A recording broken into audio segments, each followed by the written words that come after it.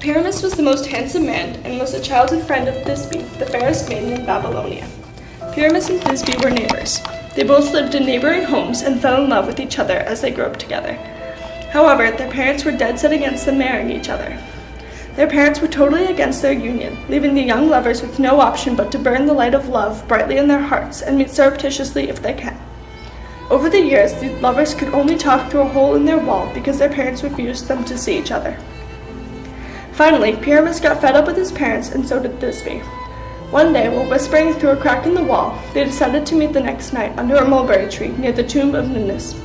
They decided to elope then.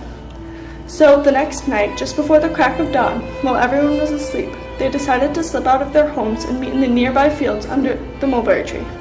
Thisbe reached there first, covered with a cloak. As she waited under the tree, she saw a lioness come near the spring close by to quench its thirst. Its jaws were bloody from a previous kill that day. When Thisbe saw this horrifying sight, she panicked and ran to hide in some hollow rocks nearby. As she was running, she dropped her cloak. The lion, on hearing the shriek, came near the tree where Thisbe was initially waiting. The creature picked up its cloak in its bloody jaws. Then it tattered the cloak with its blood-stained mouth, and left it on the ground and went away. Soon after, Pyramus arrived at the appointed spot and saw Thisbe's cloak, his love gift to her, covered in blood and torn to pieces with the footprints of the lion left behind. He immediately thought that his only love had been killed by a hungry lion. He was completely devastated. He thought that the lion had just hunted down Thisbe and blamed himself to be the cause of her death. Had he not been late, could the lion have killed Thisbe? Shattered, he prepared to kill himself. Without any haste, he unsheathed his sword, her love gift to him, letting the cold hard steel pierce his broken heart. He pierced his chest with his own sword. Meanwhile, unknown to what just happened, Thisbe was still hiding in the rocks due to the fear of the lion. When she came out from her hiding place after some time and came under the mulberry tree once more, she saw the body of a man writhing in pain.